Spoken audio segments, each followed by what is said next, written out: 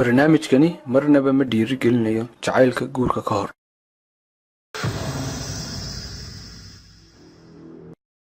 ereyga jacayl waa mid ka mid ah ereyada aadka loo adeegsado luqad walba.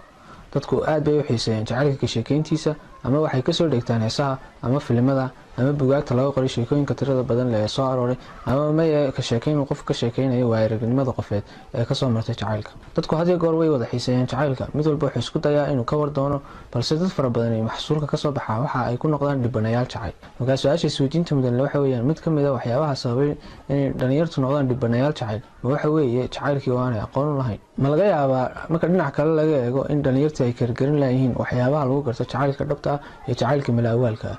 waa maxay jacaylka dhabta ahi? ma tiirar buu ku dhisan yahay jacaylka dhabta ahi, mise waxa weeye mid aan tiirar ku dhisnayn?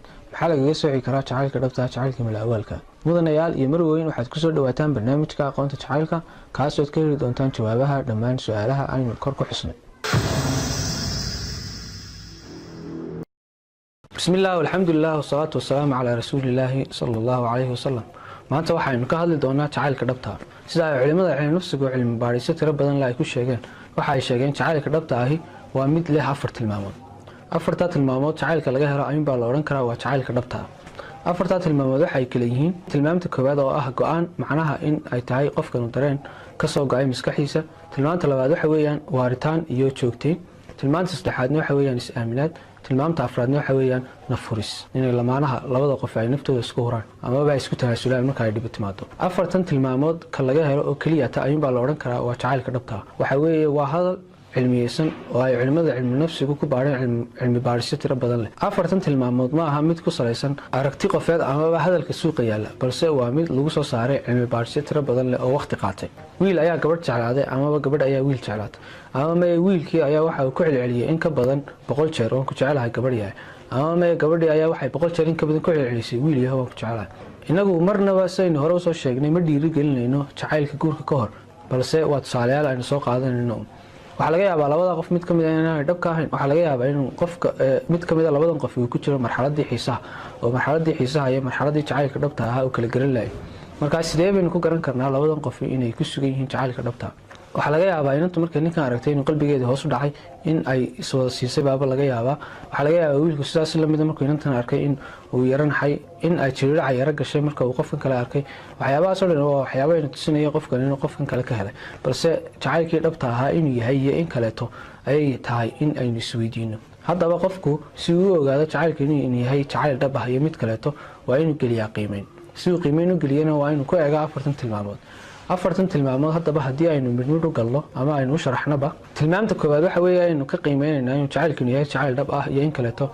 jacaylku waa go-aan. markii ugu horreysay ee labadan qof ay sarkeen ama ay iska heleen wiilka iyo gabadhu labaduba, dareenkanu ma yahay mid maskaxda soo maray oo labada qofi ma isqiimeeyeen oo waqti ma isgeliyeen markii koowaad ee judhiba iska heleen, mise waxa weeyaan mid ay ku qaateen dareenkiisaasoo keliyata oo labada qofba hawadaas ayuunbay isla marayaan, oo jacaylkoodu waa mid ku salaysan indhala-aan iyo isqiimeyn la-aan. tusaale ahaan, nin ayaa gabadh arkay, deetana markii uu gabadhii arkay markiiba waxa isbedelay jirkiisu sidii uu ahaa. waxaa laga yaabaa inuu qalbigiisa hoos u dhacay, waxaa laga yaabaa in uu qofku yaro gariiray, waxaa laga yaabaa qofku in qalbigiisu yaro dareemaya xanxanteen oo kale. tilmaamaha noocaani waa tilmaamaha muujinaya inuu qofkan ka helay.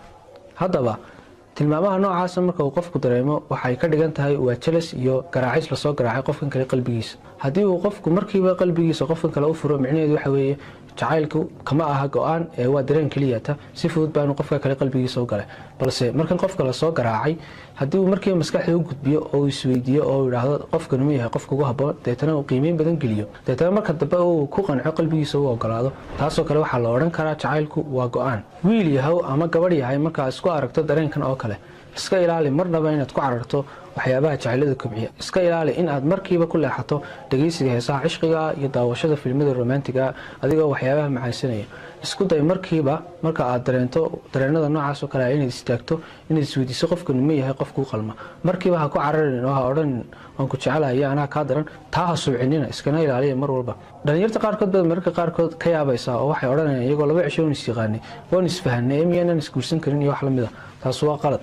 jacaylku sidiisaba waa go-aan maskaxeed. haddii la doonayo in la gaaro jacaylka dhabta ah waa inuu ku salaysnaada go-aan maskaxeed. go-aanka maskaxeedna waxa uu noqonayaa oo keliyata marka uu qofku qofkan kale ka helo inaanu qalbigiisa markiiba usii deynin, balse uu gudbiyo qaybta maskaxda, deetana halkaa lagu shaandheeyo deetana marka dambe uu qofku ogaado qofka inuu yahay qofka u qalma in qalbiga loo sii daayo iyo in kaleeto.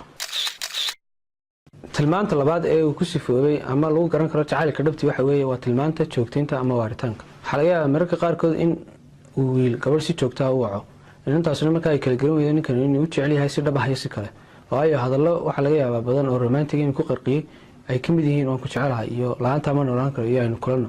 deetana inantii waxay dareensan tahay warwar ah ninkan haddii aad la kulanto bilow kaa danaystaa amaba wax lamid ah. markaa inantii waxay doonaysaa inay ogaato ninkan inuu jacaylkan ka dhab yahay in kale. haddii markaa inantaa la weydiiyo ma aaminsan tahay ninkan haddii aad la kulanto ama aad saragtaan inuu jacaylkiinu waaraayo, markiiba jawaabta ay soo tuuraysa waxa weeye inay tidhaahdo waa maya. halkaa waxa aynu ka dareemaynaa in tilmaanta waaritaanku ay ka maqan tahay labada qof xiriirka jacayl ee ka dhexeeya. sidaa daraaddeed tilmaanta waaritaanka ama joogtaynta waa mid ka mid a waxyaabaha lagu garto jacaylka dhabta ah. dhacdada nimanka tusaale ayuun baynu usoo qaadan, laakiin tilmaanta waaritaanku ninkana way ka maqnaan kartaa, gabadhana way ka maqnaan kartaa, labadaba.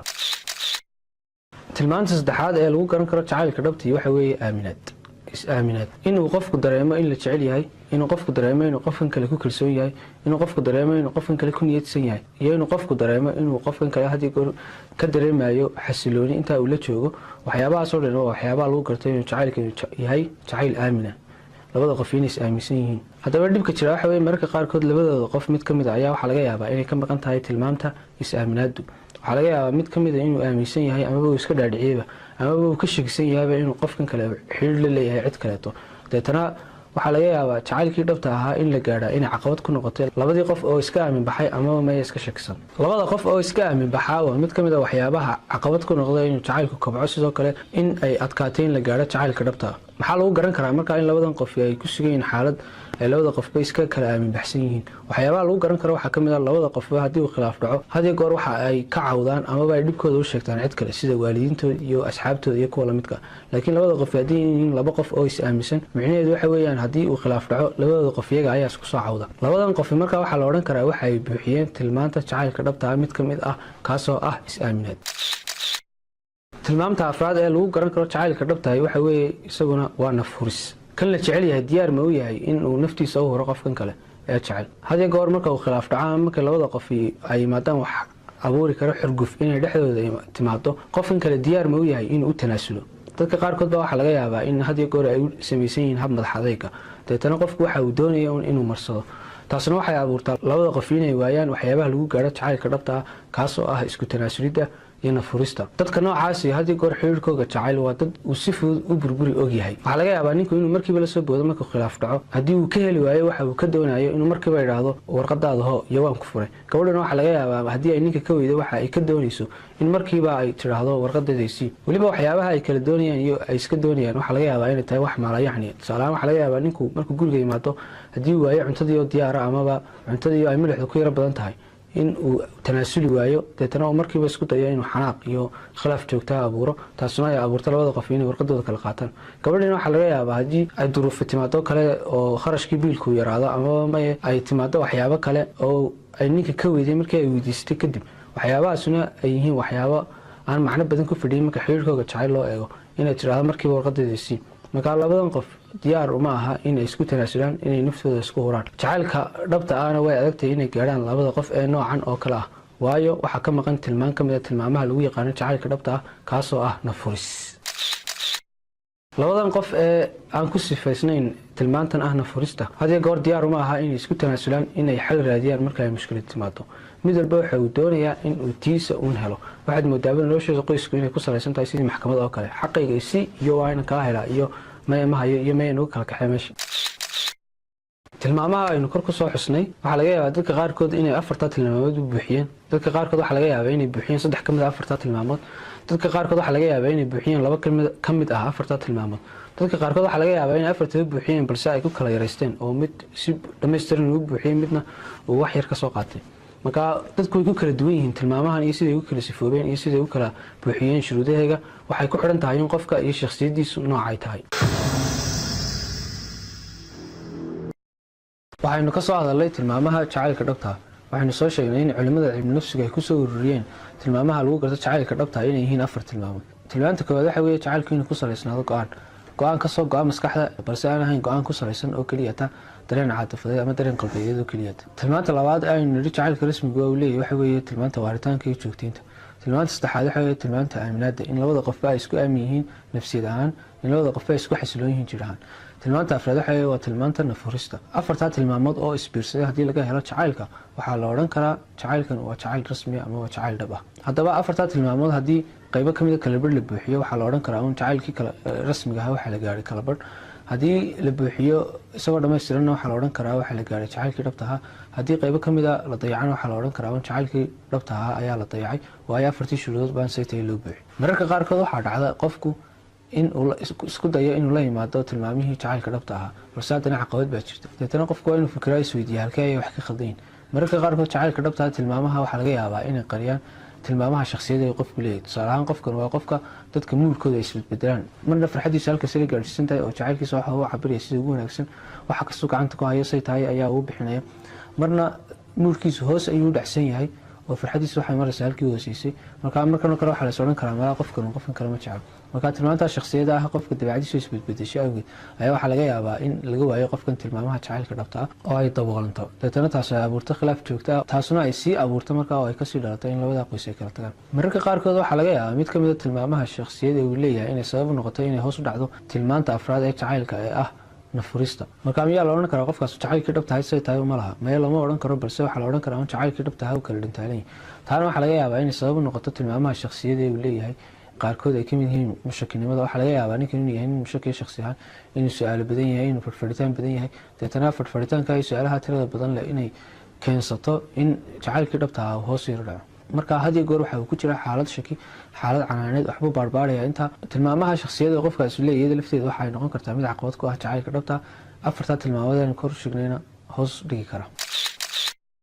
macquul ma tahay in la dhiso jacaylka dhabta? haye waa macquul in la dhiso jacaylka dhabta. waxaynu ka guuraynaa oo aynu ka duulaynaa un afartaa tilmaamood ee aynu kor kusoo xusnay. afartaa tilmaamood kolbay herkii gaadhsiisan tahay iyo sida loo dhisay ayuunbaa la odhan karaa waxaa lagu gaaray jacaylkii dhabtaha. waxaad arkaysaa dad fara badan oo in badan soo wada sheekaysanayay balse markay isguursadeen kadib isfuray. waxaa lagu doodi karaa labadaa qof may gaadhin xilli ay dhistaan jacaylkoodii dhabtaha, kumanay dadaalin mashruuc ahaan noomay qaada. sidoo kale waxaad arkaysaa dad fara badan oo wiigis yaqaanay muddo kooban amaba bil ama wax ka yar, deetana isguursaday, deetana mashruuc ahaan u qaatay inay jacaylkooda dhisaan iyagoo ka duulaya afartaa tiir aynu soo sheegnay. marka waxaa la odhan karaa jacaylka dhabtaa sida loo dhisaa waxa weeyaan maaha in muddo badan loo wada hadle, waxa weeyaan in lala yimaado afartaa tiir ee aynu kor kusoo xusnay. sidaa daraaddeed marka aan xiriir jacayl gelaya amaba guur waxaa muhiima labada qofba inay hadiyo goor ku saleeyaan noloshooda qoyska jacayl. marka hadiyo goor waa inay isweydiiyaan su-aalo ah afartan tilmaamood ee jacaylka dhabtaa inteed ka gaadhsiisantihiin. waa maxay shakhsiyadda uu qofkanu leeyahay? waa maxay shakhsiyadda ay leeyihiin bulshada kasoo jeedaa dabeecad ahaan? waa sidee? waxyaabahaasoo dhan oo laisla fahmaa waa waxyaaba ka qayb qaadanaya labada qof inay si fudud u gaari karaan jacaylkooda dhabtaa. waayo jacaylka dhabtaa gebigiisuba waxa uu ku salaysan yahay isfahan laisla fahmay dhinacyada kala duwan ee labada qof, sida shakhsiyadda, bulshada, aqoonta iyo dabeecadda labada qof. sidaa daraaddeed jacaylka waxaa qaabeeya shakhsiyadda qofka, waxaa qaabeeya bulshada uu kasoo jeedo, waxaa qaabeeya tilmaamaha jacaylka dhabtaa, waxaa qaabeeya waxyaabaha kale nolosha ku xeeran. ilaahay subxaanahu watacaala ayaa waxa uu sameeyey jacaylka tilmaamo tiro badan leh si uu qof walba uga helo habka ugu habboon ee lagu kabcin lahaa jacaylkiisa isaga. sidaa daraaddeed waynu ku celcelinay in badanne labada qofi waa inay isla fahmaan dhinacyada tirada badan leh ee ay nolosha kaga kala jiraan. tan baa sabab u noqonaysa in la gaadho jacaylka dhabta. jacaylku maaha mashaacir keliya iyo dareen caatifadeed oo la xidhiidha qalbiga, balse waa mashruuc dhammaystiran oo ka bilaabma caqliga kuna dhammaada qalbiga. mid ka mid ah mashaariicaha iyo howlaha u yaalla waxa weeyaan inay aqoon u yeeshaan sida loo dhiso jacaylka dhabtaa. si ay jacaylka dhabtaa u dhistaan lamaanuhuna waxaa muhiima inay ogaadaan in jacaylka dhabtii uu ku salaysan yahay afartii tiir aynu kor kusoo sheegnay. afartaa tiirna waxay ahaayeen tiirka go-aan qaadashada, tiirka waaritaanka, tiirka is-aaminaada iyo tiirka nafhurista amaba isku tanaasulka. afartaa tiir oo afarta tiir ay ka qayb qaata ee laguna garto inuu jacaylkan yahay jacaylka dhabtaa. sidoo kalena lagu ogaan karo jacaylka dhabta iyo jacaylka malaawaalka ama jacaylka danaysiga farqiga u dhexeeya. sidoo kale xilliga la dhisayo jacaylka dhabta waxaa muhiima inay lamaanuhu awood saaraan shakhsiyadda qofka. waxaa laga yaabaa shakhsiyadda uu qofku leeyahay, haddii uu leeyahay tilmaanta mushakinimada, haddii uu leeyahay tilmaanta aamusnaanta, haddii uu leeyahay tilmaanta dabeecadda qofka isbedbedesho markuu faraxsan yahay, markuu cadhaysan yahay. waxyaabahaasoo dhan waxaa laga yaabaa inay saameyn ku yeeshaan jacaylka dhabta iyo kalkoolintiisa. sidaa daraaddeed waxaa muhiima lamaanaha isqaba inay awood u saaraan tilmaamaha shakhsiyadda. jacaylku ma fashilmo, balse waxaa fashilma habka aynu u maarayno jacaylka. hadiyo goor jacaylka waxaynu ku gallaa indhala-aan iyo aqoon dari. deetana inagoon aqoon lahayn jacaylka iyo waxyaabaha dhacaya iyo hababkay tahay in loo dhaqmo jacaylka iyo say tahay in loo cabiro jacaylka iyo in laisla fahmo noocyada jacaylka iyo dareenka jacaylka sidii aynu u xakameyn lahayn, ayaa waxaa halkaa ka dhalanaysa in uu qof walba jacaylka ku galo indhala-aan, deetana uu aakhirka jacaylkaas noqdo mid fashilma. Marka jacaylka laftiisu ma fashilmo, balse waxa fashilma habkan inagu maamulayno. Haddii ay lamaanuhu isla fahmaan haddaba jacaylka dhabta ah sida loo dhiso, waxaa laga yaabaa in jacaylkoodu kobco, sidoo kale waxaa laga yaabaa inuu heerkooda furin yaraado, waxaa laga yaabaa inuu khilaafka meesha ka baxo, sidoo kale waxaa laga yaabaa in ubadkii loo soo barbaariyo hab keensanaysa inay dalka horumariyaan. Ilaahayna waxa uu dhex dhigayaa lamaanaha kalgacalkii iyo naxariistii uu Ilaahay qur-aankiisa ku sheegay ee ahayd wajacala baynakum mawaddatan wa raxma.